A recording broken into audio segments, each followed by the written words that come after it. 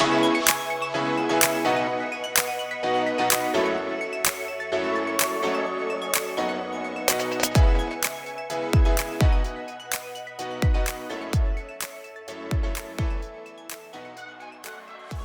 hello once again, everyone, and welcome to Rediscovering Your Passion and Purpose with Patty. Most of you know, but in case you are new, I am your host, Patty Stuhlin, and I am the Chief Pathfinder of Pathways with Patty. Each week, I continue to bring on incredible guests that share their stories about their passion, their purpose, maybe even rediscovering their passion and purpose. And through that rediscovering, or even just finding out what their passion and purpose is, they find out that it's all due to going through those challenges and obstacles through their life. And the main thing is they continue to move forward, not only to make a difference in their life, but now they're taking that difference, they're using their passion and purpose to make a difference in other people's lives. And my guest today is no exception to that rule. She is someone that we have spoken on the same summits together. That's how I met her. And she is a universal light that has lit me up in so many ways. And I'm so excited for you, the audience, both on YouTube, if you're watching, and those of you listening on a podcast platform, for you to get to meet today's guest. And my today's guest is Katja Lany. You know how some people have that inner voice that makes their life a living hell? Well, their inner saboteurs causes them to feel taken for granted. And that there is hard work that isn't paying off, that they really can't have it all. Well, Katja supports them to no longer be ruled by their self-saboteur, but to be guided by their wise woman, so they can feel appreciated, enjoy satisfaction with the fruits of their labor, and experience a great life that is real.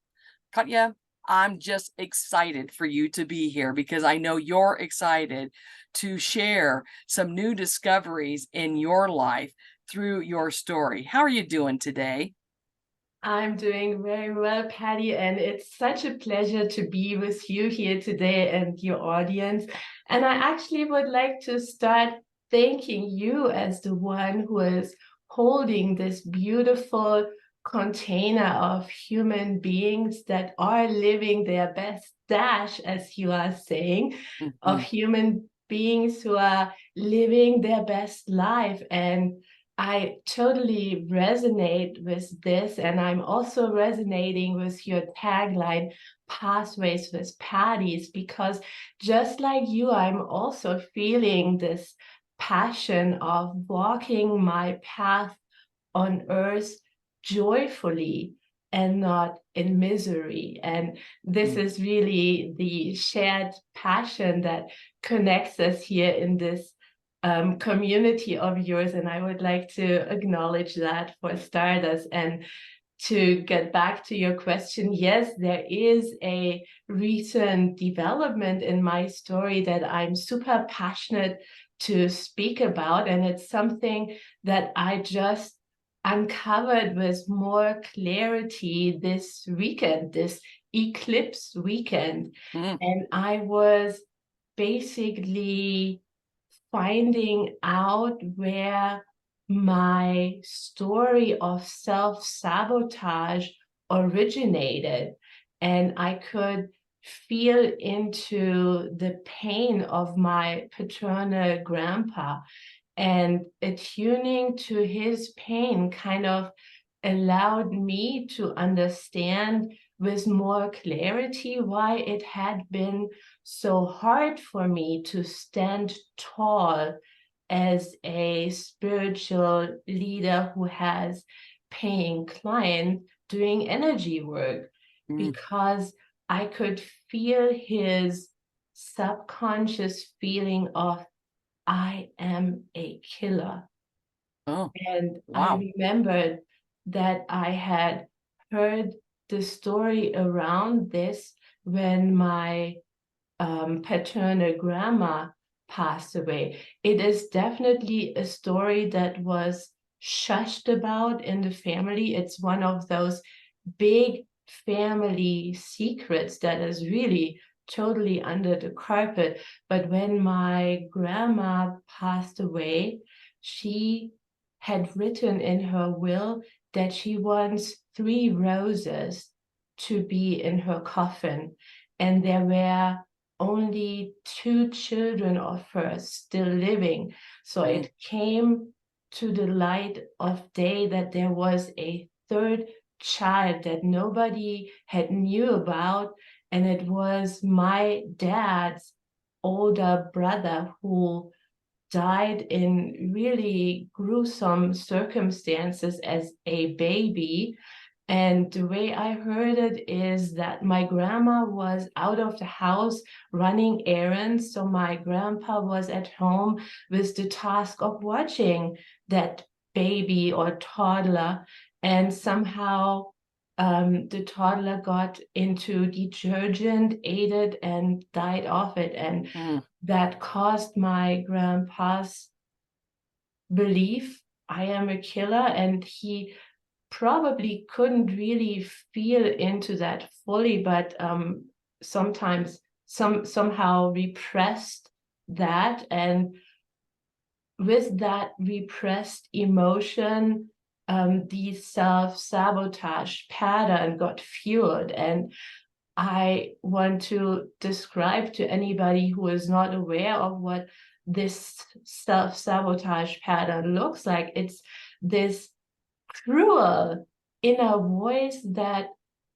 we use to put ourselves down on a very regular basis, and to really live in this victim mindsets of feeling totally inferior instead of standing strong in integrity. And I know how this pattern got passed on through the generations. My dad also had this I am a killer belief within himself. And for him, it was not an actual human that he killed, but he killed an animal. And the story around that is also very touching, because my grandparents had this vacation destination that they just loved to go to so much, because it really recharged them, and they would make that trip every year to a farm, and they always came back really glowing and with hundreds of stories. And at one point, they invited the family of my aunt to also vacation there. And after that, it was the time for my dad and my mom and me to go there. And somehow, I don't know if through negligence, my dad drove with the car over the farmer's family favorite cat, and did a hit and run with that. And that resulted in my grandparents, who loved this vacation destination so much, to not be able to go there anymore from then on. Oh, wow. And then, of course, there was myself, who also suffered from this self-sabotaging belief that I'm really a victim in my own life, and I can maybe only dream of having a great life, but I'm not in a place to make that a reality. I'm not the one living my best dash. That's for other people, but it's not in reach for me. But at some point, this felt like it couldn't be my life anymore, that I really needed to be the one standing up as the one interrupting this pattern, because I don't want to have this passed on to my own children and on and on. I want to be the one who says, this ends with me, because living in that misery really sucks. And I want to finish that pattern, complete it, integrate it for good. Well, that is such a great insight from the standpoint. I think that if many of us do take we get to a point of wondering, well, why do I feel this way? Or why does this same issue seem to be following me throughout my life? And I think if we are privileged enough to have our elders still in our lives, that they are still alive, take the opportunity to talk with them about, do you know if there's depression in the family, or has suicide been something that has been it. And I think for a lot of us, we start discovering that there's been a cycle of this behavior for several generations. I know in my own personal life, I growing up, I knew that my grandmother, my dad's mom, she was not the happiest person when we were around. My dad was number 6 of 7 kids, and I know by the time I came around, there was already a bunch of other kids. But she always seemed very sad or very mad or very upset.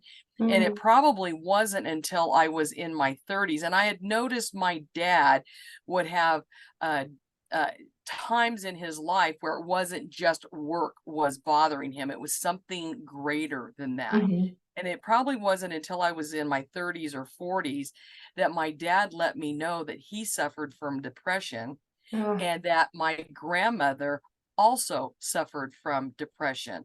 And by learning that bit of information, I then got a new respect and understanding for my grandmother, because I just thought she was this old grumpy woman, and was not very nice to children.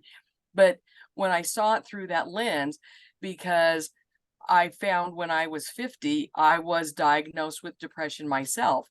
And I thought, this can't be, I'm positive Patty. That's just that's but when you start learning your family lineage and things that are heredity, even though what you're talking about is not directly heredity, there's still a basis of your family foundation that is being built on that fear, or that cycle that is created with your grandfather in this case, that in some respects, whether he realized it or not, may have been not on purpose, but relaying that in some way to your dad. And then when that incident happened with your dad, then he felt that.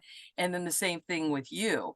So kudos to you for being aware of looking into this and finding out, okay, what is it with this saboteur attitude? Because I need to stop this cycle right now. So I guess what I'm basically saying is, you're bringing to light that many of us, we need to take those moments to talk to our elders, to research, to find out, because I think there might be a light that is shed upon why we do the things we do, or the way that we act, or the way that we feel. And a lot of it comes from our ancestors. Mm-hmm. Yeah, I absolutely want to congratulate you for having had those conversations about depression with your family members, because what I see is really two challenges in this context. One is that it's often about stories that are so intense that they become this huge family secret that nobody dares to talk about. Yes. And then the second challenge I see is that there really needs to be this awareness of pattern that you and your family members seem to have noticed, but it's often that patterns might remain unrecognized. So those are the two basics that need to be checked off, that there is a willingness for conversations, and that there is an awareness of pattern. And with that pattern recognition, you can then take your inquiry deeper. Right. Well, and I know at one point in each one of my nieces and nephews' lives, because I don't have biological children of my own, I have been open with them to let them know that depression does run in the family. Yeah. Not saying that you're going to have it, but making them aware that if they do find themselves, knowing that there is a family pattern that it may Mhm. have started even with greats. I just know that from my grandmother and my dad that I had it. And so the same so I'm getting ahead of myself with you knowing that where you were going in your life, the direction that your path was taking you, you kind of had an enlightenment knowing you did not want to live that life anymore. You needed to make a change.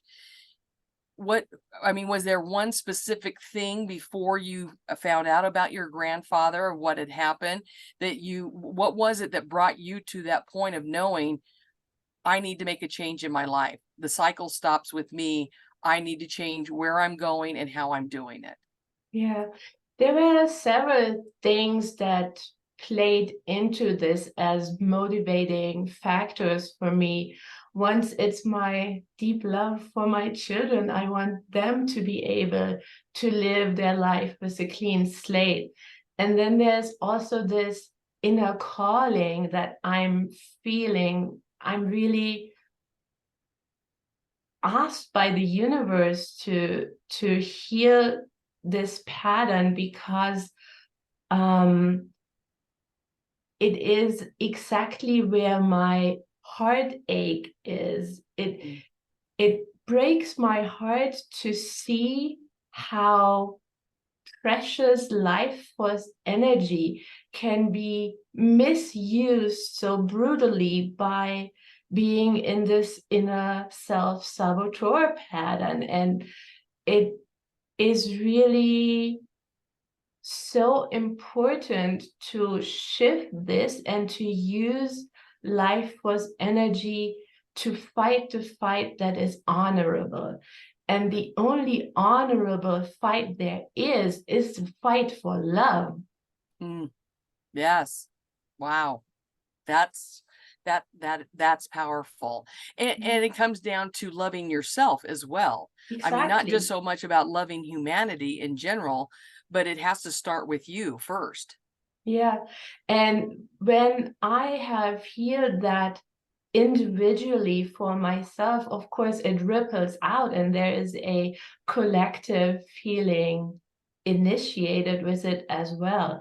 And in this context of getting one's joy of life back and possibly making the step out of depression, I see a beautiful circling back to what we talked about in the beginning, that it is really about living one's best dash and living that Mhm. life that feels, wow, I'm really on purpose with what I'm doing, and I'm the one who has mastered my life, because I could make this shift from that really dark place of depression to enjoying my life and feeling this joy that is really at the opposite end of grief and sadness and depression. And when I'm looking at how those emotions are really at opposite ends of one spectrum, I'm also seeing that it's so much easier to bring this to a fullness when I am in the cyclical pattern of the feminine opposed to the linear pattern of the masculine. And I have been described in the summit that we both were part of, the Holistic Transformation Summit, as very watery. And I see the water element is one that is very feminine. So I have felt into those cyclical patterns a lot in my life. And I am resonating with the truth that the water element is indeed strong within me. But I have also had the pleasure of making friends just in this October with somebody who is an expert in Qigong. Mm. And she introduced me to a system of elements that is more comprehensive than the ones we typically know in the West. Here we know earth, water, fire, and air, but in the Qigong um, um, system of elements, there's also the metal element. And I found much resonance with the metal element also when I was diving into the videos and articles my friend shared with me.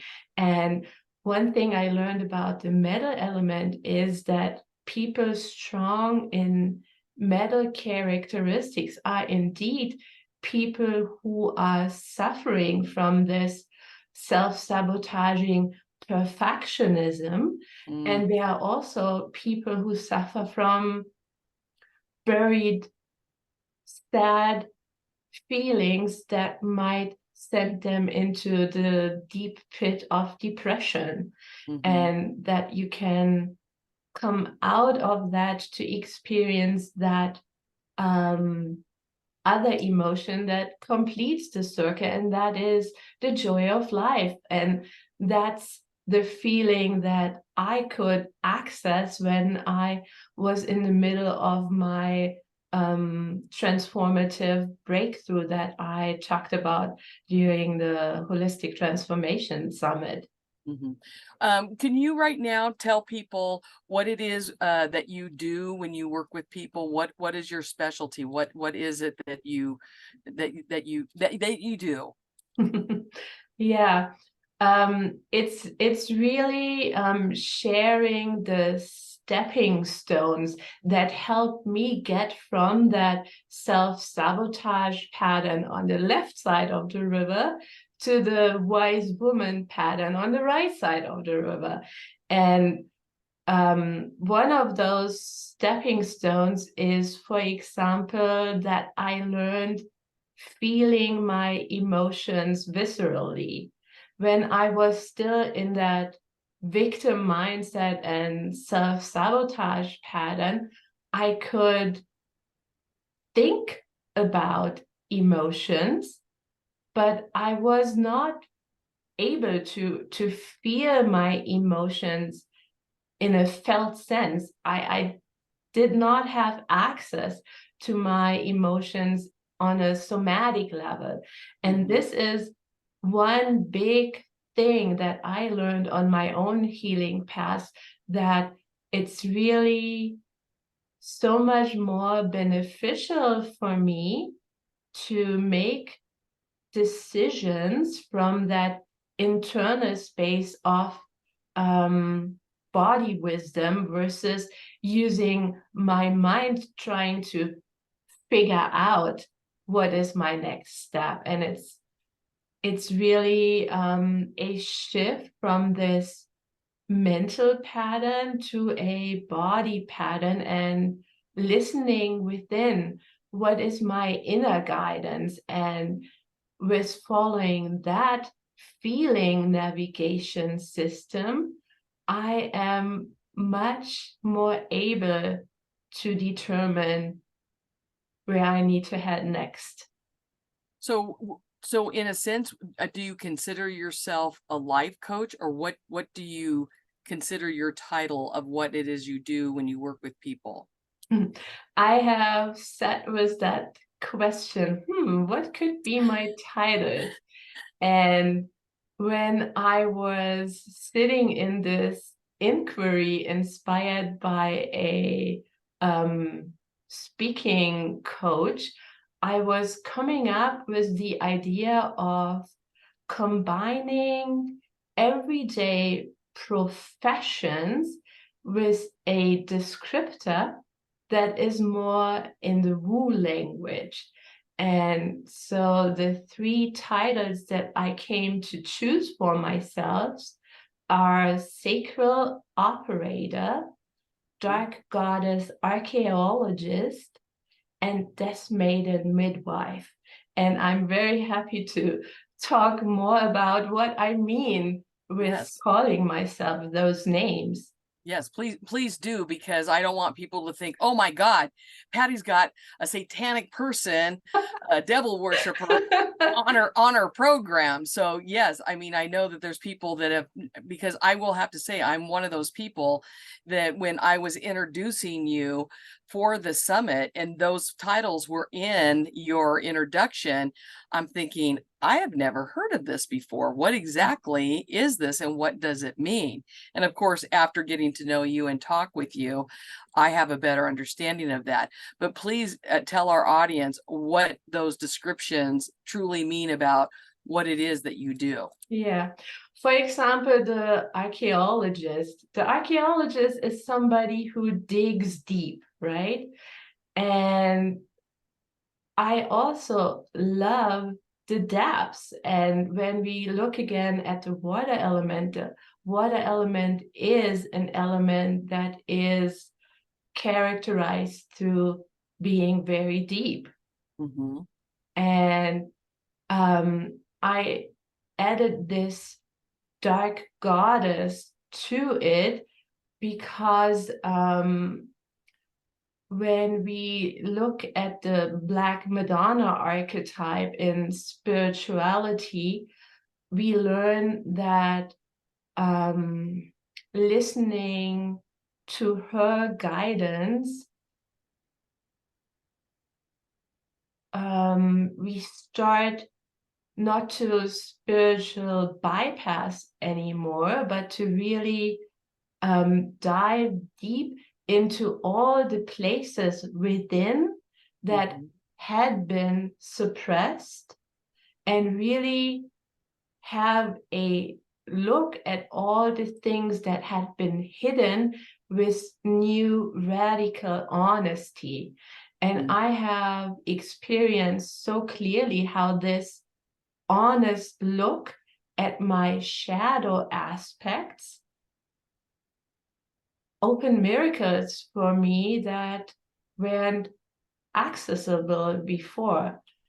And then the other two, the death maiden midwife. What does a midwife do? A midwife is helping new life to be born. And the death maiden is, in the spiritual sense, somebody who is facilitating a person who is going from a death experience in their dark night of the soul to a rebirth in their awakening. And an operator is both a job in the telephone industry, and it's also an entrepreneur that becomes that sacral operator when I'm combining the practical and the spiritual, in so far that I used to make decisions from my ajna, but now I am consulting my sacral chakra when I want to decide on something. And that has led me to phrase my "what do you do" statement at some point, that I am helping generators or alchemists to recalibrate their power center from tomb to womb, because the real power center of an alchemist in human design is the sacral chakra, and it's about making decisions by listening within and having one's womb wisdom guide what am I to do next, instead of asking the mind. So really, for those people that are not in tune or in touch with the spiritual aspect of the universe, when they hear your title, they think of it as being something very dark. But in reality, what you are doing, I guess in layman's terms, you are taking the dark parts that we have suppressed within, and in some cases, we have completely forgotten about that we did Mhm. that in the first place, Mhm. and you are bringing it out into the light to bring a lightness to the people that you work with, so they can continue to move forward in a different mindset, body set, everything, to live their best dash, as we've been talking about. So it's going from the dark to the light, basically, Mhm. is what you help people to do. Exactly, Patty, you got it. Embracing my dark side is not something evil, and Right. oftentimes it is associated that way. Dark means evil, but in fact, it's really about bringing to light what has been hidden. Right. Well, and I think, from several of my other guests that I've had, and Duncan Brown is one of them that I'm thinking about right now. He coaches people. He was an alcoholic and he smoked a lot. Now he's sober, and he has a podcast about that. But in our discussion, it really came down to someone cannot get over what he referred to as their overindulgence, their vices, so to speak, until you really discover what the root cause that has created that vice in the first place, whether it is over drinking, overeating, using drugs, whatever pornography, whatever the case may be. Mhm. There, more than likely, there is a root cause. There is something that happened in your past that you feel the need for that vice to comfort you because of either that traumatic experience or something that you did that you're not proud of. And that was such an aha moment for me, even though I've known that in a sense, but in that same respect, how he is helping people as a life coach get sober and stop smoking, you're doing the same type of thing with the people that you work with, because many times some of these traumatic things that people have experienced, our brain is so powerful, it finds ways to not necessarily, it's not erasing it, but it will it'll put it in a compartment that it's no longer in the forefront of your mind, but it never goes away as long as you don't deal with it. And we Mhm. think, oh, well, if I don't think about it, I'll be fine. But it comes out in other ways in our life, as you said about the generational cycle that happened in your family. Yeah, I'm glad that we are now talking about addiction, because that is something that is very prominent on my path, and actually both in my ancestry and my husband's ancestry as well.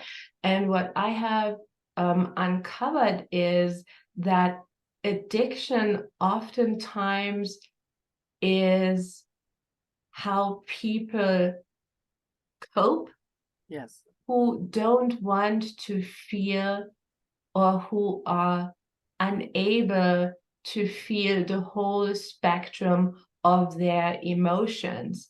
Right. And it is definitely something where both me and my husband are doing a pattern interrupt in our respective lineages, because addictions were really rampant in both of our families. And for him, it had been smoking and alcoholism Mhm. and drugs like marijuana and so. And he was able to quit all three of those addictions.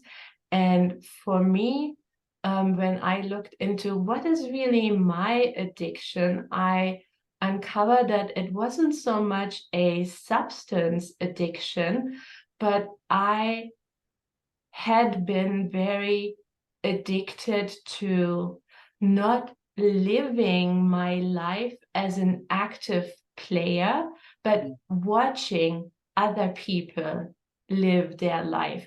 And in my childhood, that manifested mostly in me reading books and enjoying how the heroes and heroines in the books were living their life instead of me actively living my life.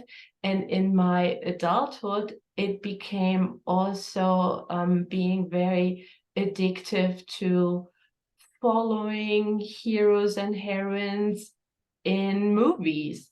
Mm. So I am just coming out of that addiction myself, because I have learned that I can only live my best dash when I am an active player on the board, when I'm not even signing up to be an active player in the game of life. I have lost from the get-go. And to give myself the opportunity to win, I need to sign up to play full out. Mm-hmm. And for me, that has meant taking more risks instead of being extremely conservative with what I allow for myself to manifest and So, to be. so what it means is stop being a spectator and become a participant. Exactly. And this is also very much in the context of that fear and play acronym that I have been talking much about in the context of the Holistic Transformation Summit. And just this morning, I had a new way of describing those letters in the fear acronym. I used to say, feel everything and rise. But what came to me this morning is fully emote for attractive radiance, because I had been doing a lot of inquiry, sitting with the question, how can I get myself out of this I can't afford it mentality, and how can I assist clients to get out of this I can't afford investing into myself energy? And what is really more suitable to ask is, what is it actually costing you already now not to invest in yourself? Mm-hmm. And you need to consider things like your health, your relationships, your calling. They're all suffering when you keep yourself small. Mm-hmm. And I would say, I even know that, just with my dad finally talking to me and admitting that he suffered from depression, and so did my grandmother, that I know for him that was very tough, because by admitting that to me, I think in a small sense, maybe even a large sense, he felt that that was going to make him look like a weaker person to mhm, me. And all that did was make me look at him as so much stronger and a bigger person for admitting what he thought was a weakness. And I know for a lot of us, there is, and I believe that there was a revelation for him by finally saying that out loud. I have no idea if he had that conversation with my brother or my sister, but I know that for me, knowing that down the road I would be diagnosed with it myself, me not believing once again that it could happen to me, but knowing, remembering he had that conversation with me, it was a revelation for me. And that's why I know today, through my newsletters, through my public speaking that I do, and even on this broadcast, I do not have a problem admitting I suffer from depression. mhm, Because by by me admitting that, I know that it is something that it doesn't go away just because I said it and I brought the light to it. It means that I am aware of it, and because of that awareness, I can take steps to keep it under control so it doesn't control me. I control it. And so I know that when you're working with people, that is probably their aha moment when you help them, you assist them in discovering what that darkness or what has been, suppressed, and bringing that to light. It is a revelation, and it Mm-hmm. is a lightening of your soul, your spirit, and Mm-hmm. physically, I think you walk taller. Your expressions on your face are different because of that revelation. Mm-hmm. Yeah. Because I know that that's what I felt happened to my dad when he finally talked to me about that. Yeah, very, very true. And there is this other very important aspect that I haven't shared yet when somebody is doing this cost analysis. And that is that people like you and I, who are energy healers, are really powerful transmitters no matter what. Mm. And when we are still in our shadow frequency, what we are magnetizing is really that more undesirable quality of the magnet. We are actually repelling what we truly desire, and we attract what we don't want. And so it is incredibly important for such a magnetic person or a transmitter to shift that into a more elevated frequency so we can actually be a magnet that attracts what we do want and Mm. repel everything that is blocking us from fulfillment. Right. Wow. I mean, that's an aha moment, because we do forget about when we are blocked mentally and physically, we are attracting the opposite of really what we're looking Yeah, for. and that sucks so much. Yeah, it does suck so much. You are right. And then we just keep spiraling down that rabbit hole because we can't figure out why this keeps happening. Mhm. And Yeah, and it's so typical while we are still in that lower frequency that we are either worrying about the future or ruminating about the past, but we are not really in the place of what I call now power. we're not living in the moment. Mm-hmm. Well, it kind of, on a easy way for me to think of it is in terms of karma. What you put out in the world, you get back. And it's that same thing about what we attract. I mean, so if your energy is negative, then that's what you're going to receive back. And you may think, well, I don't know why everything bad is happening to me. Mm. Start thinking about the things that you're putting out in the world, the way that you talk, the way you present yourself, because all of those elements do come back to you. And so you're attracting something that you really don't want. Mm. Yeah, and with that in someone's awareness, it's really a no-brainer that, oh yeah, I actually do need and want to invest in being able to make that shift from my self-saboteur to my wise woman. Because Mhm. once you are in this wise woman energy, you are that attracting magnet for Mhm. all the good that you previously could only dream of, but Mhm. now you can really call it into your life. Oh yeah. And that's powerful. I mean, that's Mhm. really wow.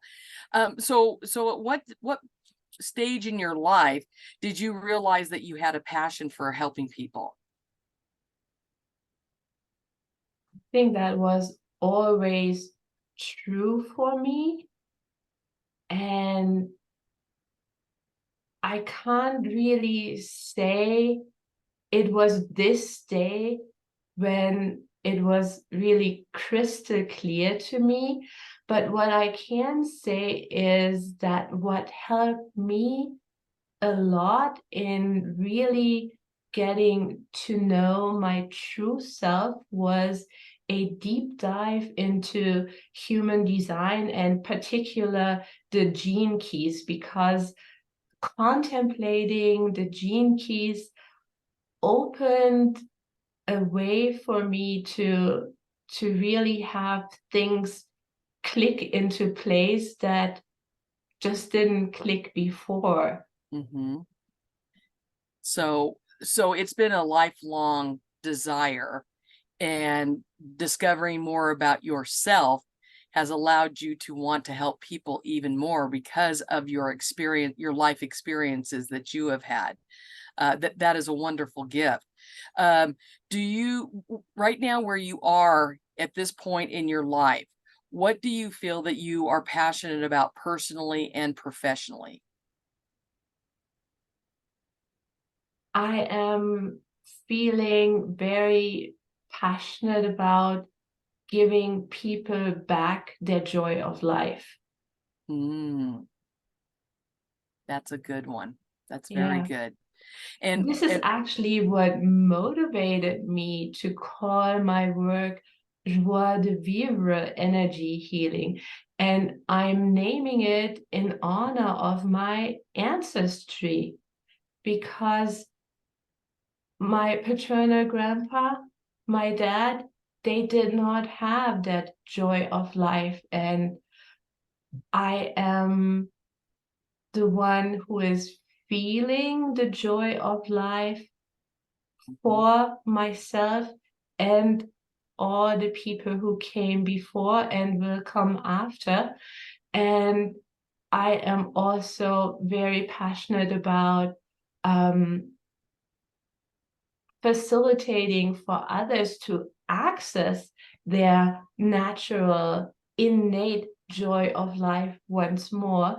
And with that, I am healing this ancestral wounding that my grandpa suffered from. Oh my gosh, I took life and now I need to punish myself, and I won't allow myself to enjoy my life from now on because I just can't bear this guilt, even though I'm not letting it really come to my conscious awareness, but I'm choosing to punish myself from now mhm. on.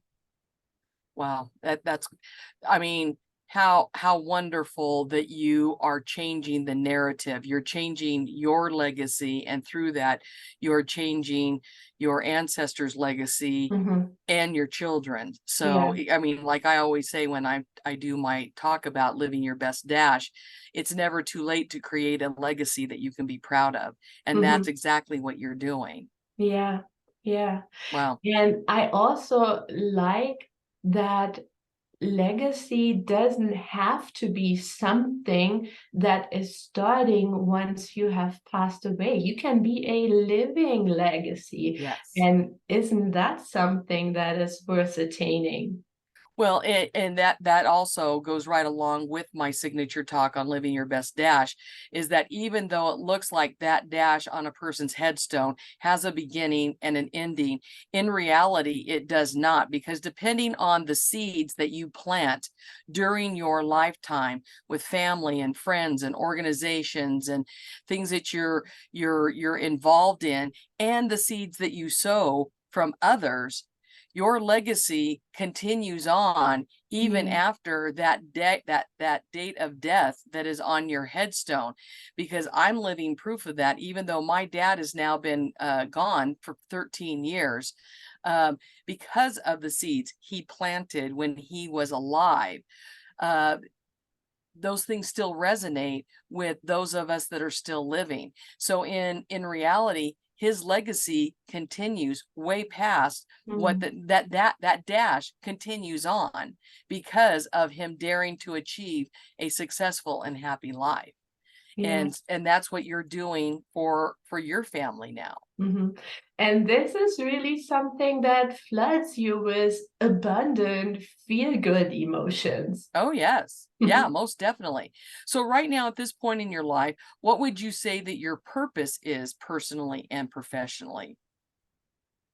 That is a question that I have contemplated so often and so deeply. And I am becoming more relaxed recently about what my purpose is. I used to view this question much more seriously, but recently I'm feeling into that my purpose is already fulfilled when I'm just able to live joyfully. Mhm. And I don't need to add anything more serious on top of that. It's already checked off when I am living from this place of my life is really joyful now because I have looked at all those dark places, and because I have shed light on those dark aspects, I am feeling lighter and more joyful, and that's already it. You're keeping it simple. Hmm. You're not complicating it. Good for Yeah. you. So, Katja, what would you say is your superpower? Woo. Mm. Yeah, that is also a question that I have asked myself so many times, and I have come to different conclusions myself, and I'm also listening to what other people reflect back to me about my superpower. And what I have heard lots of times is people saying how much they appreciate my enthusiasm, Mm. and that I am really good at binding groups of people together through that enthusiasm, and being that person in group dynamics that makes everybody feel really nourished and welcomed. Mhm. Well, and for me, what has stood out to me the most since getting to know you, you radiate love. I Mm. mean, whether you're sending me a text or an email, or I know others, and when you speak, you radiate love, and I think that that is also part of your superpower. It is Yeah, genuine. It is not fake. You're not, being forceful with it. You can tell that it naturally flows from you. yeah. And there we are back at the water element. And I just had a conversation with a new friend beginning this week who reflected back to me, oh, you're a watery mystic. So I know you've kind of mentioned this several times throughout our conversation, but how would you say that you are living your best dash? Let me feel into that.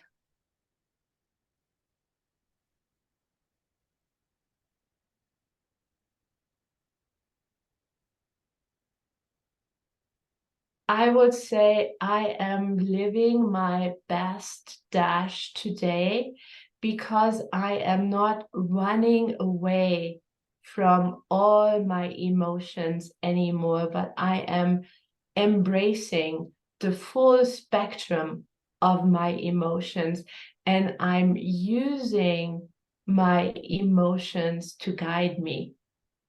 Mm, powerful. Very good. So, are there any final thoughts or words of wisdom that you would like to share with our audience?